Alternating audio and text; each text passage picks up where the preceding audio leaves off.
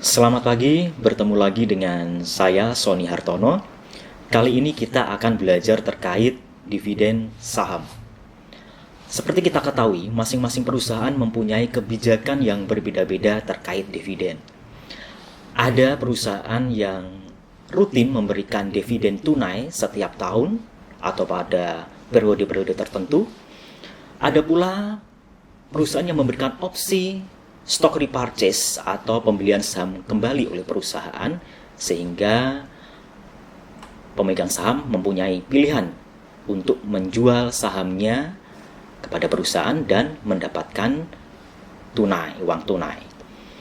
Kemudian ada pula perusahaan yang memberikan kebijakan pembagian dividen saham atau stok dividen. Dan bahkan ada pula perusahaan yang sering tidak memberikan dividen. Dengan pertimbangan laba yang dihasilkan bisa banyak digunakan untuk ekspansi ke depan perusahaan. Baik, kali ini kita akan belajar terkait stok dividen, khusus ke stok dividen atau dividen saham. Apa itu dividen saham dan bagaimana implikasinya terhadap pemegang saham? Kita ikuti penjelasan berikut ini. Stok dividen atau dividen saham.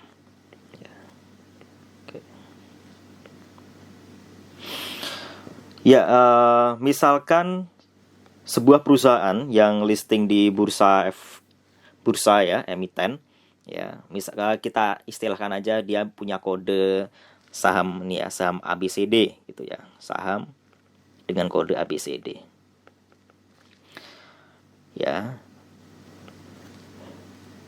Tahun ini memutuskan tidak membagikan dividen tunai, melainkan akan melakukan stok dividen, memberikan dividen saham ya sebesar 10% ya dari tentunya saham yang beredar.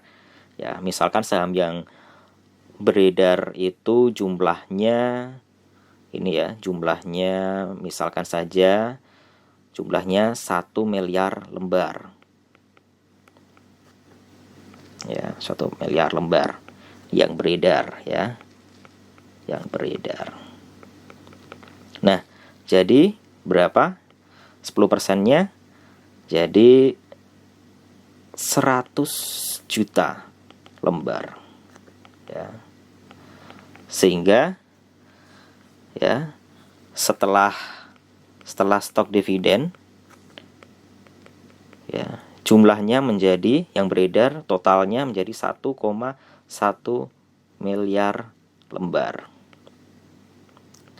Nah, di sini jika kita punya misalkan 10 lembar ya saham lama, kita akan mendapatkan 10% dari 10 lembar itu berarti 1. Kita punya 11, jadi dapat 11 ya, 11 lembar. Nah, misalkan ya harga sebelum ini ya, sebelum stok dividen ya, itu harganya per lembarnya misalkan saja 1.100 ya per lembar. Saham yang beredar ya sebelumnya 1 miliar. Jadi kapitalisasi pasarnya si pasar ya 1.100 kali 1 miliar lembar ya sama dengan 1,1 triliun.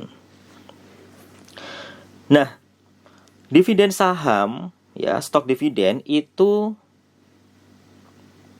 tidak menambah ini ya, sesaat setelah stok dividen ya, sesaat itu ya, setelah stok dividen itu tidak serta-merta menambah kapitalisasi pasar. Jadi ya setelah stok dividen ya masih dalam sepersekian detik gitu ya. itu tetap kapitalisasinya segini setelah sesaat setelah stok dividen. DIV itu tetap 1,1 triliun. Namun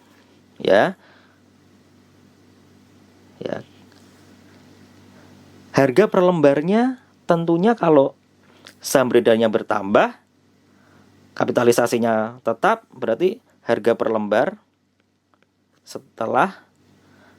setelahnya berapa? Jadi 1,1 T dibagi 1,1 miliar lembar. Jadinya berapa? 1.000 rupiah per lembar. Ini setelah stok dividen. Nah, biasanya setelah stok dividen itu seringkali saham itu diharapkan saham itu akan naik gitu. Karena lebih harganya lebih terjangkau sehingga berpotensi untuk menarik minat lebih banyak investor untuk membelinya, apalagi jika perusahaan itu prospektif. Perusahaan prospektif melakukan stok dividen itu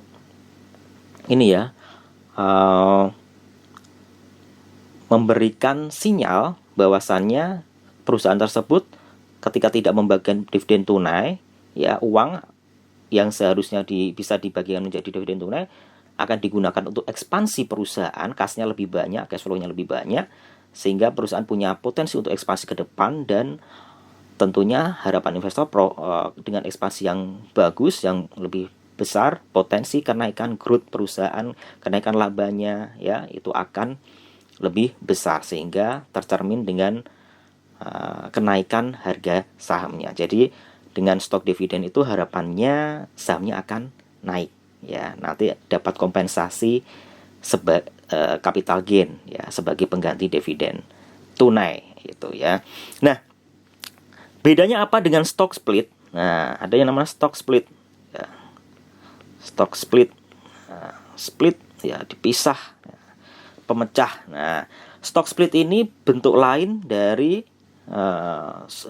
bukan bentuk lain sebenarnya stok dividen, tapi dalam jumlah yang besar.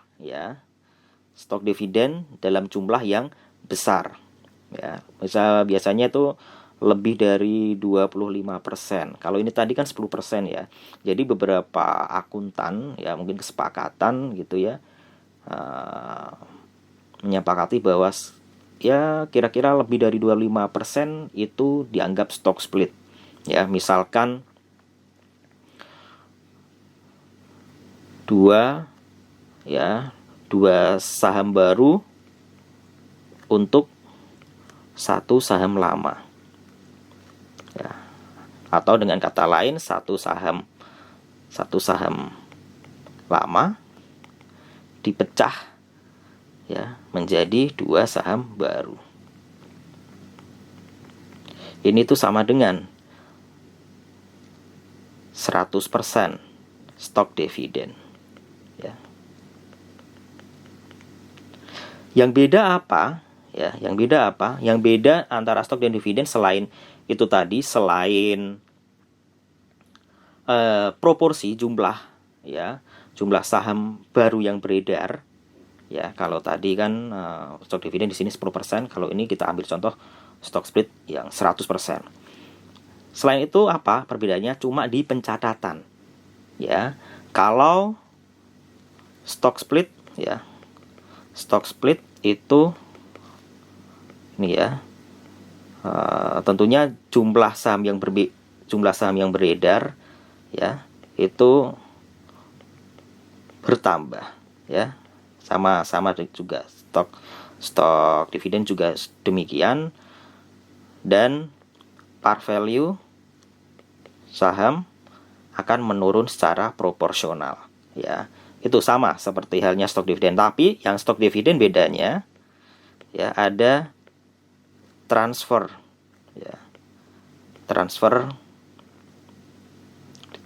dari retained earning atau laba ditahan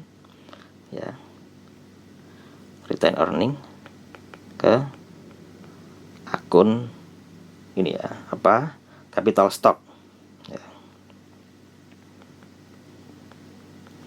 Sebesar nilai pasar ya.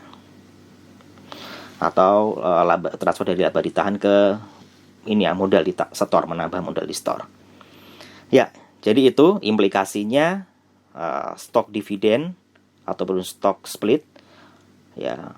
Investor tidak langsung mendapatkan uang tunai dari perusahaan ya, tidak mendapatkan dividen tunai, tapi diharapkan investor mendapatkan prospek capital gain ya, prospek capital gain karena ya dengan saham yang beredar bertambah ya, harganya turun sehingga prospek untuk bisa dibeli untuk harganya lebih terjangkau oleh investor retail ya, itu lebih tinggi sehingga lebih liquid ya. Seperti contoh kemarin awal tahun saham Unilever itu dari sekitar 42.000 itu di stock split menjadi 5 ya. Satu saham lama ditukar atau dirubah menjadi 5 saham baru, atau satu saham lama mendapatkan 4 saham baru jadi 5. 42 ribuan menjadi 8 ribuan. Nah, diharapkan dengan 8.000 itu kan lebih terjangkau. Nah, itu ya. Jadi stock dividen, stock split itu harapannya kenaikan harga saham ke depan dan tentunya investor mendapatkan capital gain. Baik, itu tadi penjelasan singkat terkait stok dividen atau dividen saham. Semoga bermanfaat. Terima kasih. Selamat pagi. Wassalamualaikum warahmatullahi wabarakatuh.